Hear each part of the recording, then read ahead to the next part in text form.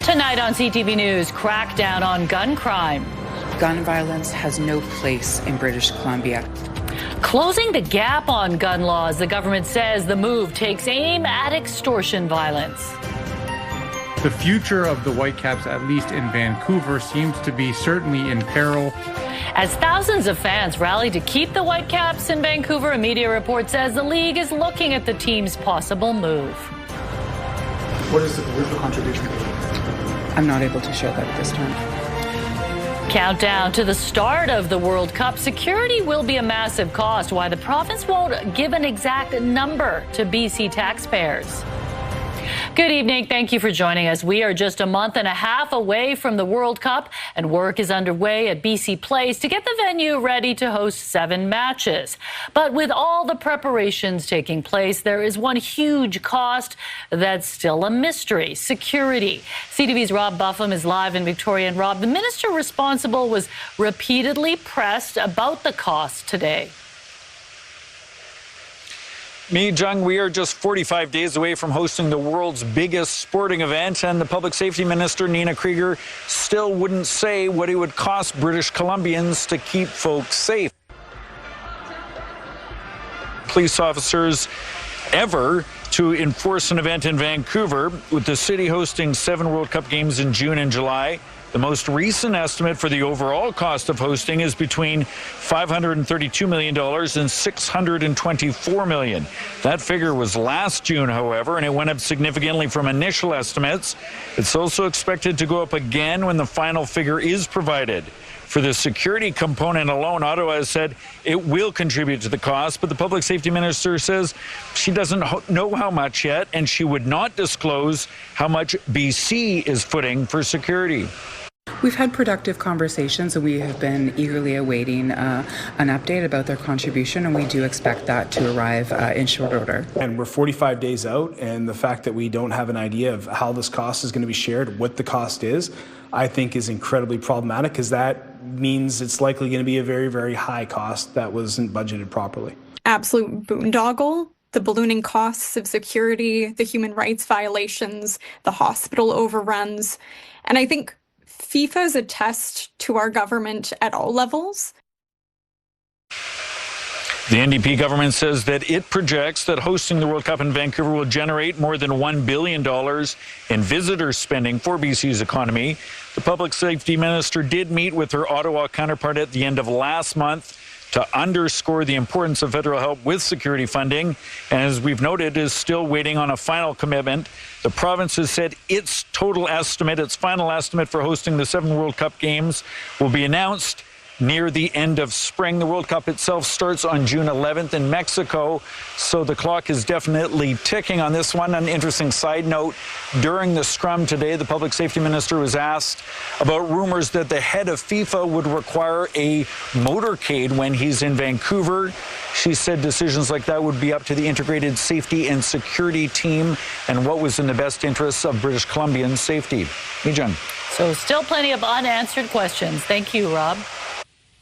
The Vancouver Whitecaps are having a dominant season on the pitch, coming off a big victory Saturday in front of a sellout crowd at BC Place. But concerns are growing on the team's future in Vancouver.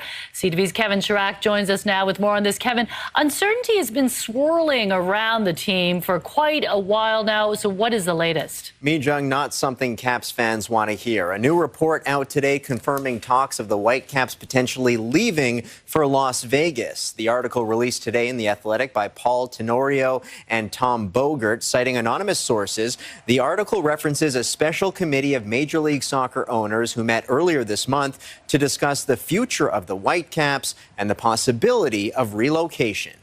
As part of that meeting, what was discussed was the potential relocation of the Whitecaps, and chief among the cities in contention for potential relocation is Las Vegas. So the future of the Whitecaps, at least in Vancouver, seems to be certainly in peril.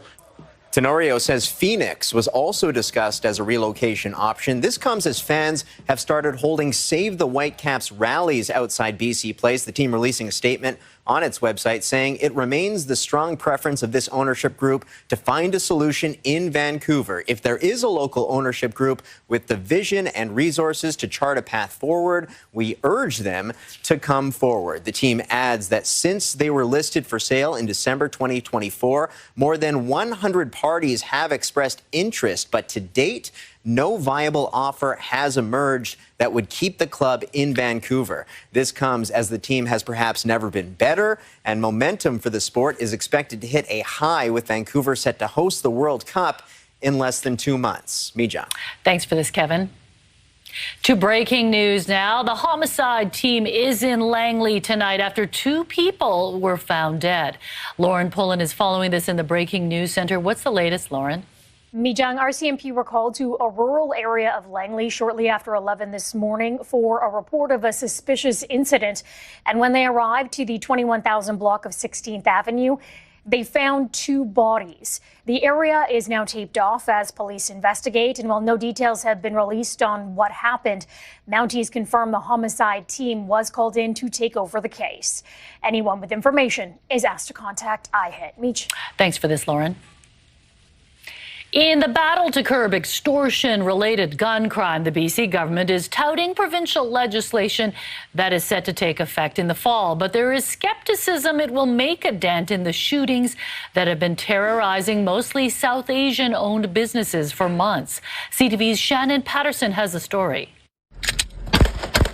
Extortionists have become so bold, they post videos of themselves shooting at businesses through car windows. They exploit gaps in the law using vehicles, rental cars, and even young people to transport firearms. The Firearm Violence Prevention Act closes these gaps. The provincial legislation, which comes into effect this October, is designed to close loopholes around guns and cars. Under the FVPA, it becomes an offense to operate a vehicle that is illegally transporting a firearm. This means that excuses that gangs have relied on in the past, such as claiming they didn't know that a weapon was in a rental vehicle, will no longer work. The act will also give authorities the power to impound any vehicle that flees from police. By focusing on vehicles, firearms, and flight from the police, the FVPA targets organized crime and closes loopholes. It also reinforces an important message. Public safety will not be undermined by technicalities or deliberate evasion. Provincial legislation is not going to get us out of this particular problem. Former Police Chief Cash Heed argues the federal government should introduce criminal code changes for extortion-related gun crime. Ones that will have a direct effect on not only deterring them, but ensuring those people that commit these crimes are held to account. And he says local police need more resources to tackle extortion. Surrey Police and Delta Police have had a couple of successful projects over the last little while where they arrested several individuals that were involved in it. That's because they had police operational plans in place. They knew the pattern of these individuals and they followed that particular pattern and were able to arrest them. That is what we need more of. Without tougher federal laws and more police funding, he predicts the extortions will continue. Shannon Patterson, CTV News. A review of intimate partner violence-related deaths in BC has found most of them were overwhelmingly preventable. The review spans 2016 through 2024 and shows at least 135 people died from intimate partner-related violence during that time. Those who died include partners, children, family members, friends, and the perpetrators themselves. The report found warning signs were often present, and in many cases, the systems meant to respond were uncoordinated and overburdened. When you look at these deaths, what they share is that people knew that it was happening. And it's not just about government taking responsibility, it's about communities taking responsibility. It's about people being open and honest about these things. The coroner convened a panel of experts last fall to review deaths related to intimate partner violence and identify ways to prevent them. Among its recommendations, better training for first responders and healthcare providers to improve early identification. It also calls for a coordinated provincial response to better align ministries and policies. Tomorrow marks 11 weeks since the Tumbler Ridge mass shooting. The Governor General arrived there today and will stay until Wednesday to support the community's healing journey. Local officials welcomed Mary Simon today outside of Town Hall. She spent her first day in town visiting a memorial site and meeting with first responders to thank them personally for their work. Tomorrow, she's set to meet with students, teachers, and staff of Tumbler Ridge Secondary. Later, she'll spend time with healthcare professionals in the town of 2,400, which lost 9 of its own in the February 10th shooting. Exactly 1 year ago, British Columbians were still learning the horrific details of a shocking attack at a Filipino festival in East Vancouver. And 1 year on, the mourning continues as measures preventing future tragedies are slow to unfold. Here's CTV's Penny Daflos. In the tranquility of Mountain View Cemetery, a grassroots tribute by the Philippine Nurses Association of BC to victims of a shocking attack. A very, very simple event, no fanfare. It's basically give the victims due recognition and due respect. A walking memorial to the 11 people killed at the Lapu-Lapu Day Festival 1 year ago. Each name representing a story, a life cut short. Some mourners brought flowers, others offered prayers and ceremony. For people here and for the people that passed, just so that they know that we remember them and that we're thinking of them, holding them in our hearts, and also holding space for all the people still taking their time in terms of their grieving process. Vancouver's Filipino community is still coming to grips with what happened. To be part of the Filipino community and the Vancouver community, I think is just very important just to remember and be part of it, and not to forget. We are now support and sympathize to the brave family of the victims. When the details first emerged about the suspect in the hours after an SUV plowed into festival goers on a Saturday night, a significant history of interactions with police and healthcare professionals related to mental health. The Premier promised a review into the Mental Health Act. We're finding out that they've made no progress on and have no intention of doing so anytime soon. There's a legal challenge to our Mental Health Act, particularly to the provisions that allow us to hold people involuntarily when they are a danger to themselves or to other people. David Eby insists he's not the one holding up that review. The decision's with the judge. We're waiting for the decision from the court. As for the man charged with 11 counts of manslaughter and 31 counts of attempted murder, Kaiji Adamlo has been found mentally fit to stand trial, which hasn't been scheduled yet but will likely be next year. Leaving mourners in the community waiting even longer for answers about the darkest day in the city's history. Penny Daflos, CTV News, Vancouver. A smoke-free generation. Lawmakers in the UK approve a lifetime smoking ban for anyone born after 2008. Could BC follow suit? The story right after the forecast. But first, let's take a look outside downtown Vancouver. Quite a few clouds in the sky, and the sun did pop out for quite a while this afternoon. Yes, it did. We had some sunny breaks, and what a weekend we had as well. Very warm, very sunny. Today, not too bad at all. We are still seeing some mild temperatures out there. 15 degrees at the harbor as well as in Burnaby. You're looking at 15 in Chilliwack, 14 degrees right now in Abbotsford. As we head through the overnight, we'll see overcast skies, warm 10 degrees into tomorrow. A little bit of everything. We'll start off with some light rain, dries up through the afternoon with some sunny breaks and a high of 12. And we will see warmer temperatures as we head into the second half of the work week. Those details coming up. But no rain, though, right? Tomorrow morning, we will see some before it dries up. All right. Thanks, Anne. The BC government is keeping a close eye on sweeping changes to smoking laws in the UK. The landmark regulations would make it illegal for anyone 17 years old or younger to ever be sold a cigarette. The move is controversial, all right, but as St. John Alexander reports, our government here says it would consider it.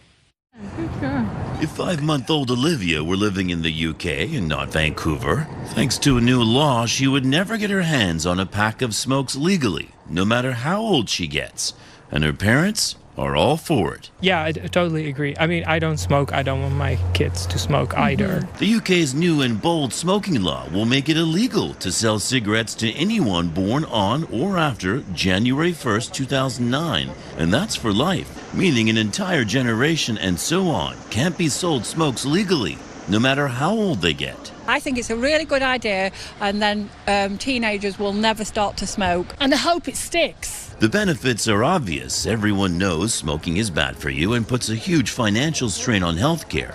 But the law is stirring controversy, and there are a lot of questions about how it will be enforced. Civil rights and older people who are informed about all the risks and everything should be able to make their own choices. It's my body.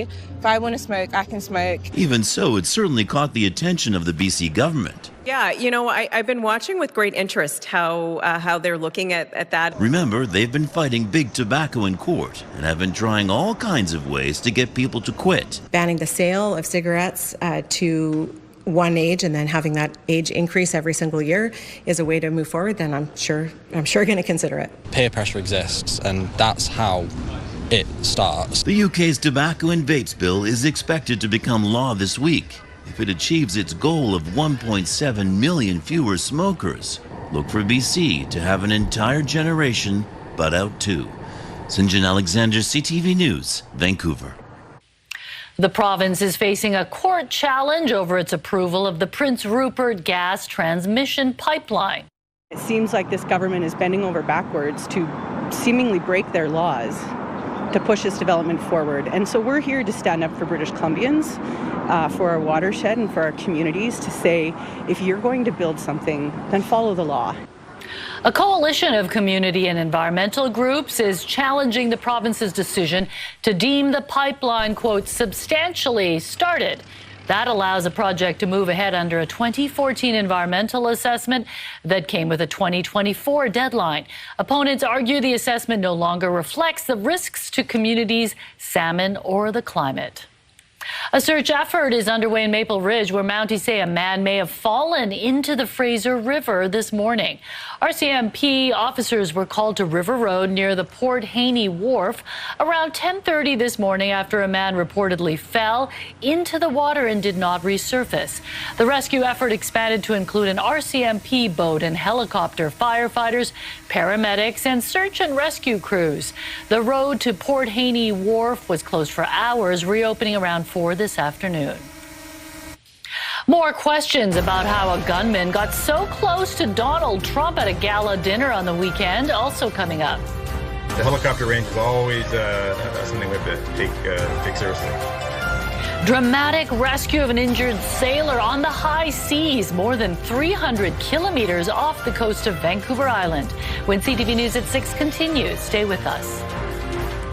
North Vancouver pub, known for its tasty food, sports games, and knowing everyone's name, is set to close after 40 years. As CTV's Isabella Zavarisi reports, it's one of many small businesses struggling to survive in challenging economic times. An hour before the Pemberton Station pub opens, manager Cameron Eisner jots down the day's specials and sports matches as he prepares to welcome the day's patrons. It's a place where everyone kind of does know your name, you know. The pub opened in 1986. Eisner has managed the place for more than 2 decades. The bar is adorned with TVs and memorabilia for every sports fan. Our kind of slogan for forever has been "Your team plays at the Pemby." That kind of special service playing out in real time. Halfway through our interview, a regular pops in. This is like an original down-to-earth pub. While Eisner has poured everything into the business, he says it's become too expensive to run and will close in 2 months. You know, I've put my whole life savings into this place and I have nothing left. And yeah, it's definitely been crippling. I've been coming here for 40 years and I just fell in love with the place, and really nice staff, nice waitresses. Like, I can't say enough about this place. Thank you, appreciate it. Yeah. The closure is part of a larger economic trend. A new report by the Canadian Federation of Independent Business says since 2024, more businesses are exiting than entering the market, making it one of the worst periods outside the pandemic. The global trade environment that we're seeing right now does play into this a little bit, but this is a trend that started in the 80s and has really been getting significantly worse as of 2024. Back behind the bar, Eisner says he's grateful to his staff and clientele that have become family. We appreciate all the support that we've had, and we're going to miss them an awful lot. And then we hope we'll see them on the other side. Last call is June 28th. Isabella Zavarisi, CTV News, North Vancouver. A dramatic rescue off the coast of Vancouver Island as search and rescue crews airlifted an injured sailor from a cargo ship. If you have any other comments or questions, please don't be scared to ask. We are here to help. The call came in Friday from a cargo vessel about 315 kilometers west of Vancouver Island. The ship's captain contacted the Joint Rescue Coordination Center in Victoria, saying a crew member needed urgent medical care and the vessel was too far from port. A Cormorant helicopter and a Kingfisher search and rescue plane were launched from the Canadian Forces base in Comox for the long journey out to sea.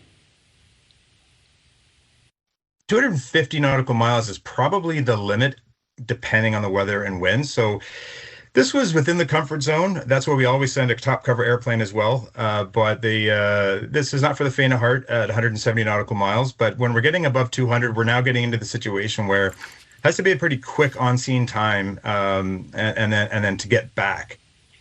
2 search and rescue crews were lowered onto the deck to prepare the sailor, who was then hoisted onto the helicopter and flown to Victoria General Hospital. The crew member's current condition is not known. The truck driver responsible for the Humboldt Broncos crash was supposed to be deported to India today, but he's staying in Canada for now. Reaction from the victims' families also ahead. The first count is attempted assassination of the President of the United States. What we're learning about a California teacher charged after gunfire and chaos erupted at the White House Correspondents' Dinner. That's ahead. News. Dances with Wolves actor and convicted sexual predator Nathan Chasinghorse has been sentenced to 37 years to life minus about 3 years of time already served. Chasinghorse was found guilty of multiple counts of sexual assault against a minor and other charges in Nevada. The 49-year-old had a group of followers described as the Circle. Prosecutors say Chasinghorse used his reputation as a medicine man to prey on Indigenous women and girls. Victim impact statements say he betrayed a trust. Chasinghorse told the court today he denies the charges. He's also wanted on warrants from BC RCMP and Sutina Police. Chasinghorse appeared in the 1980 Kevin Costner movie Dances with Wolves, portraying a young Lakota boy. The Calgary-based truck driver responsible for the deadly Humboldt Broncos bus crash will not be deported, at least for now. Jaskirat Sidhu was supposed to be on a plane to India today after serving his sentence for dangerous driving. But a federal court judge granted a last-minute delay. 8 years ago, Sidhu drove through a stop sign into the path of the bus, killing 16 people and injuring 13 more. Sidhu's lawyer argued the Border Services Agency's refusal to delay the deportation on humanitarian and compassionate grounds was unreasonable. The judge says Sidhu can stay in Canada until the federal court considers the case. Sidhu suffers from PTSD and depression and has a child with complex medical issues. The family could be broken up for years or even permanently. They have a son who's got medical issues that prevent him from being able to live in India. So it could have been a highly disruptive. So when the decision came through on Friday saying that they had a reprieve, of course there's tremendous relief. They know it's only temporary. Michelle Strasnitzky, mother of crash victim Ryan, calls the delay ridiculous. Many of the Humboldt Broncos parents have been urging the government to go through with the deportation. How does a gunman get so close to the president? That is the question dominating Washington today after Saturday's shooting at the White House Correspondents' Gala. CTV's Joy Malbon has more on the charges facing the suspect, who made his first court appearance today. In that terrifying moment, the president and first lady rushed out. In the chaos and confusion, police with guns drawn, there are more questions about how a would-be assassin could have gotten this close. The suspect, California teacher 31-year-old Cole Thomas Allen, who was a guest at the hotel and sprinted past a security checkpoint, shooting at an officer and then arrested. Today, the Department of Justice filed 3 federal charges. The first count is attempted assassination of the President of the United States. The second count is interstate transportation of a firearm to commit a felony. And the third count is discharge of a firearm during a crime of violence. Authorities are digging into Allen's past, including a lengthy manifesto he allegedly sent to his family, describing himself as a friendly federal assassin. He wrote he was enraged by the Trump administration officials and would target the highest ranking to the lowest. Pedophile Jeffrey Epstein not mentioned by name in the manifesto, but on 60 Minutes, the president was asked about the gunman's words. Yeah, he did write that. I'm not a rapist. I didn't rape anybody. Do you think he was referring to you? Excuse me. I'm not a pedophile. You read that crap from some sick person. The president praised law enforcement, but after being targeted 3 times, the White House is blaming Democrats and the media for the increase in political violence. The deranged lies and smears against the president, his family, his supporters have led crazy people to believe crazy things, and they are inspired to commit violence because of those words. It has to stop. The White House will review security protocols and possible lapses before future events that include another press dinner, the World Cup, and America's big birthday bash in July. Joy Malvin, CTV News, Washington. The damage that squirrels or other rodents can do to your car and how to prevent the costly problem. Also ahead. Our kids will never be for sale. And their attention and their childhood should never be profited from. The Manitoba Premier wants to ban children from being on social media. The concerns with how big tech would verify the age of users. That story is next. Time now for tonight's Skywatch. A few clouds dotting the blue skies above the fountain at Lafarge Lake in Coquitlam. CTV Skywatch is brought to you by Kermac Collision and Autoglass, the name you'll remember when it matters. Kermac cares for kids.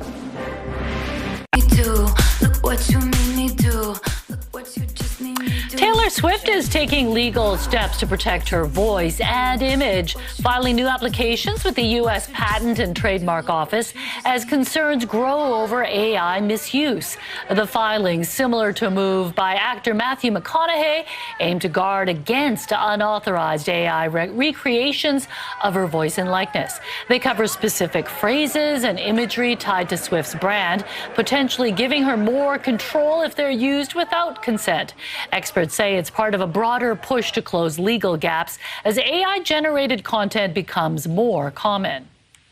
Kids in Canada could soon face new limits online. This weekend, Manitoba Premier Wab Kinew said his government wants to ban children from social media and AI chatbots. CTV's John Hendricks explains why and the big questions around how a ban like this could be enforced. You watch this video. Teenagers Lisa and Duma find themselves at the mall today and find themselves on social media even more regularly. I love doing my makeup for TikTok. I love it, dancing on TikTok. She isn't dancing for joy, though, at the thought of losing access to it. But this weekend, Premier Wab Kinew said the province would ban kids from using social media and artificial intelligence chatbots. Our kids will never be for sale. And their attention and their childhoods should never be profited from. Kinew calls the social media apps tools designed to hack children's reward systems and get them hooked on screen time before their brain has a chance to develop. The research is showing is it's not really good in large amounts for a child and youth brain, just like lots of junk food is not really good for any of us. And our physical health. What the province hasn't made clear is how such a ban would be enforced, or more importantly, how the social media companies would verify the ages of its users. In Australia, it's up to the companies, who may ask for government ID or utilize technology that estimates the user's age. In other words, are you behaving in a way that's consistent with an adult, or do you sound like a kid? And if you sound like a kid, then, you're off the platform. However, technology analysts Carmi Levy says this also means potentially trusting companies like Meta with government or biometric data about ourselves. Certainly, big American tech companies haven't always played by the rules when it comes to us sharing our very personal, private information with them and them using it in a responsible way. The Canadian Centre for Child Protection says there are a litany of harms happening to children facilitated by social media. It believes children under 16 should be banned from it. We needed it probably 10 years ago. John Hendricks, CTV News, Winnipeg.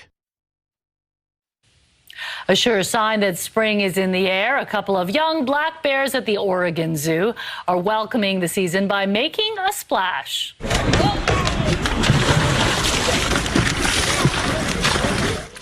Timber and Thorn were spotted splashing and sparring in a 300-gallon tub. It's the first swim of the season for the pair, who wasted no time diving right back in. The bears were rescued by wildlife officials in Alaska in 2023. The orphaned cubs were deemed too young to survive on their own, but as you can see, they are doing just fine.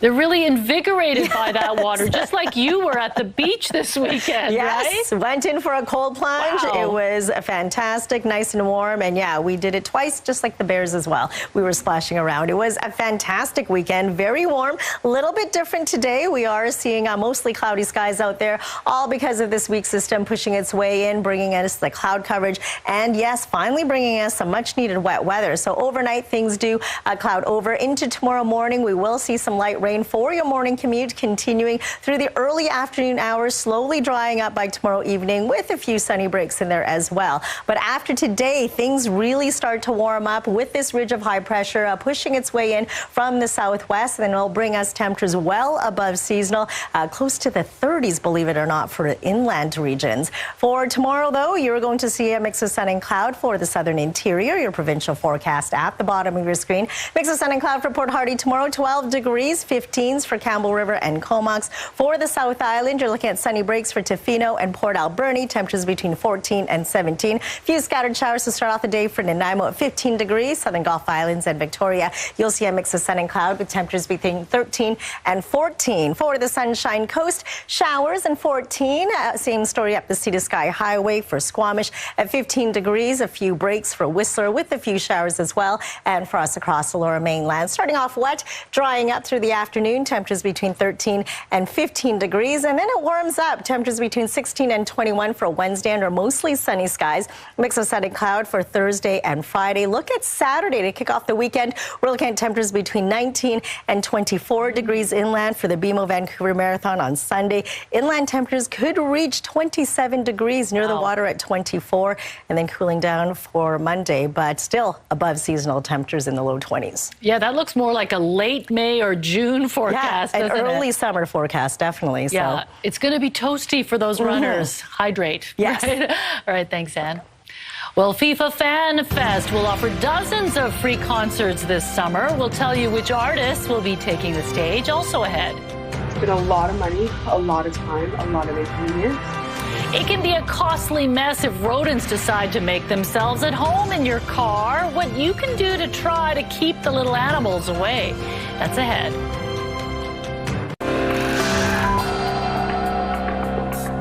Taking a look at today's markets, the Canadian dollar up today, trading around 73 cents USD. Oil up nearly $2, closing the day around 96 US a barrel. Gold lost $47. On the stock market, the TSX lost 85 points, while the Dow Jones lost 62 points on the day. The Bank of Canada is widely expected to keep its benchmark interest rate unchanged at its next policy decision on Wednesday. The central bank has held its key rate steady at 2.25% in 3 consecutive decisions. Officials are set to give more details about how the Iran war and high gasoline prices are affecting the central bank's forecast for inflation and the economy. The bank will also get an update on fiscal policy when the federal government tables its spring economic statement tomorrow. Rogers Communications has announced plans to offer buyouts to half of its 25,000 employees. A spokesperson told the Globe and Mail Rogers is taking steps to adjust its cost structure to reflect the business realities.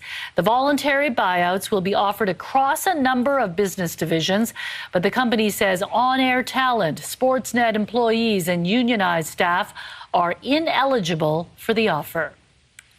A woman in Ontario is warning other vehicle owners after squirrels cost her thousands in car repairs, not once, but twice. CTV's Pat Foran has the story, plus tips on how you can avoid the same expensive fate. I'm just kind of at a loss for what to do because there's squirrels everywhere. Laura McNulty of Rockton had a 2019 Kia Sorento. Last fall, she noticed squirrels had built a nest in the engine compartment, chewing wires and other car parts. There was $7,500 worth of damage from rodents that had chewed through a whole bunch of wires and everything. After paying $7,500 in repairs, she decided to get a 2025 Volkswagen Atlas. But last month, the same thing happened again. This time, the repairs were $6,000. It's been a lot of money, a lot of time, a lot of inconvenience, and we don't have answers as to what to do. Some telltale signs you have rodents under the hood. You may see scratches, chewed wires, droppings, and nesting materials. They just tear the car up. Mice may enter your car through air vents. We noticed some debris down on the floor of the vehicle, a little bit of a smell. We went right to the pollen filter, and sure enough, that's where we found the mouse's little home. You'll need to clean and inspect the vehicle. We want to clean it up and disinfect it. We need to take care of any repairs that need to be done due to the mouse being in the car, and then we need to prevent it from happening in the future. You definitely don't want to use a vacuum cleaner because it turns all that stuff into airborne contaminants, then you can breathe them in and cause respiratory problems. Then you want to disinfect the area, replace that pollen filter with a brand new one, and put everything back together. If you see any wires where the coating has been chewed through, your car might not be safe to drive, and you may need to have it checked by a mechanic. Now, trying to keep those rodents out. There's peppermint oil pouches that you can put inside your vehicle, and there's also a tape that actually has capsaicin in it. That's the hot part of a chili pepper. If they try to chew on the wiring, they hate the way it tastes, and they go find somewhere else to live. It's best to keep your car free of food debris. If you park in a garage, keep the door sealed tight and put mouse traps out. McNulty worries it could happen again. I'm not really sure what we're supposed to do, and we're not really getting answers from car manufacturers on what can be done to prevent this. Pat Foran, CTV News. The casino Chances Maple Ridge is officially under Indigenous ownership after being acquired by the Snuneymuxw-operated Petroglyph Development Group. The deal was first announced last October and has now received all regulatory approvals. Revenue generated through the casino will support community priorities, including elder payments, scholarships, and local programs. Petroglyph has now acquired 5 casinos in the province, making it the largest Indigenous-owned gaming operator in BC. Air Canada is now the first Canadian airline to offer lie flat seats on smaller aircrafts. The airline says it now has 30 new single-aisle planes that will come with 14 lie flat seats. Passengers will be able to recline 180 degrees to a fully horizontal bed. The seats will be offered in signature class.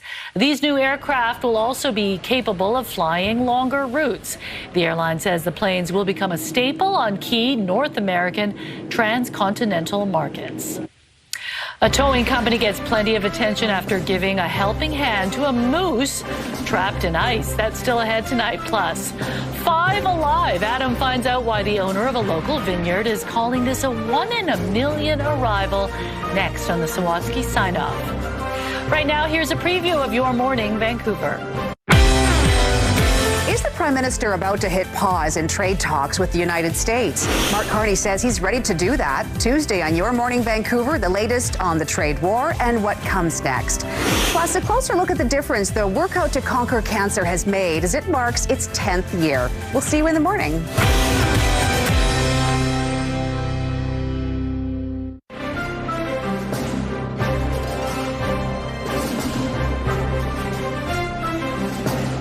The Vancouver Golden Eyes are reflecting on their inaugural season in the PWHL as they look ahead to what's next. We had such a great group this year, on and off of the ice, and so to have fallen short of our ultimate goal of winning a Walter Cup, it's sad to know that we're not going to be able to do this again next year with this group, because there really was something special in our locker room. The PWHL is planning another expansion next season, creating roster uncertainty for the league's current 8 teams. The Golden Eyes are hoping next season brings less time on the road and more opportunities to play in the West. Vancouver has added dozens of acts to its lineup for the World Cup FanFest. If I was the last man on earth, I would only take that girl and the search.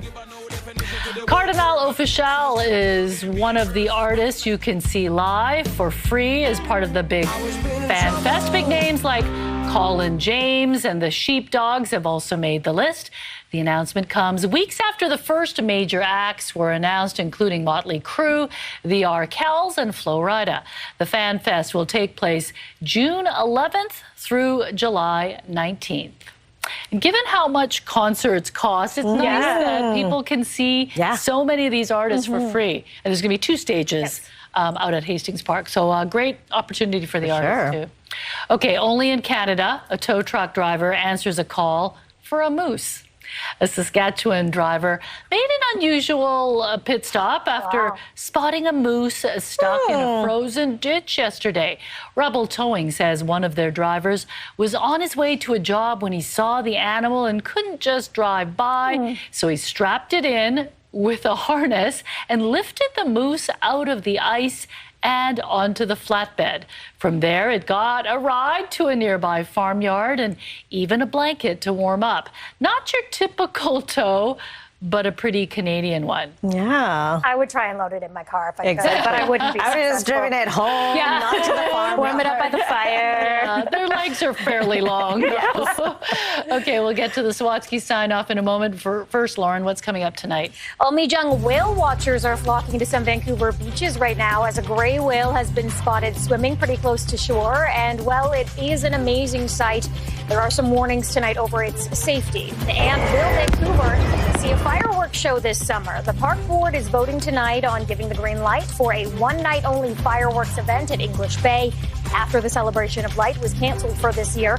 We will be tracking that decision and have more on how much it will all cost if it is given the go-ahead. Exciting about the gray whale. I want to go look for it. I'll let you know. All right, thanks, Lauren. The chances are 1 in a million a sheep giving birth to quintuplets. It happened right here in BC, inspiring another family to buy a lottery ticket. Adam has a story in tonight's Sawatsky sign-off.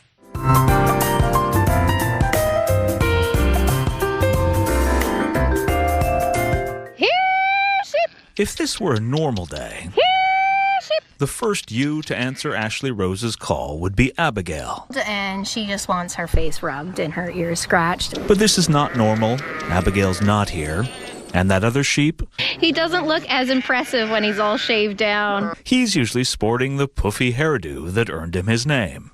His name is Fro, and sometimes we call him Stud Muffin. He is the only ram on our property. Fro and Abigail first met while working together at Prohibition Vineyards. They fertilize our vineyard. They keep all the weeds down. And in between mowing the lawns, they keep it to a golf green. One thing led to another. We were just expecting twins. Which is when the normal day turned anything but. When Ashley arrived home after picking up her kids from school. And we saw 3 little heads, and they were like, oh, she's had 3. A record number, not just for Abigail, but all the sheep living here. And my daughter Scarlett's like, oh, there's a 4th one. And then I saw the other one, and I was like, wait a second, there's 5. New record. Unbelievable. Well, Ashley's kids didn't believe her at first, said that was impossible. There's now no denying Abigail's had quintuplets. And so when we Googled it, it said a 1 in a million chance. And just in case that luck was lasting, they did buy a lottery ticket. During a break from supporting this new mom in whatever way they can, including bottle feeding the runt. While Fro has returned to his 9-to-5 of mowing lawns and growing a seductive hairstyle, Abigail is working round the clock to care for her lambs, which Ashley hopes proves inspiring for her kids. How hard work and the sacrifice that you have to do for your children. Because although it's rare for a sheep like Abigail to have this many babies? The boundless love these moms are showing them is not. Adam Sawatsky, CTV News, Saanich. The Sawatsky Sign-Off, brought to you by 1-800-GOT-JUNK. They make junk disappear. All you have to do is point. Cute. Did Abigail look a little tired to you? Yeah, she looks like a mom of quadruplets? Quadruplets. Yeah. We don't know how the lotto ticket went, but hopefully hopefully they win. Luck. All right, let's take a look at our scenic snapshot for tonight. A sunny day in Salmon Arm. Thanks, Grant, for sending this beautiful photo in. And we want to see your scenic snapshot as well, so email us at scenicsnapshot@ctv.ca. Beautiful. A few wispy clouds. Yeah. All right, thanks for joining us tonight. Lauren's back tonight at 11:30. Good night.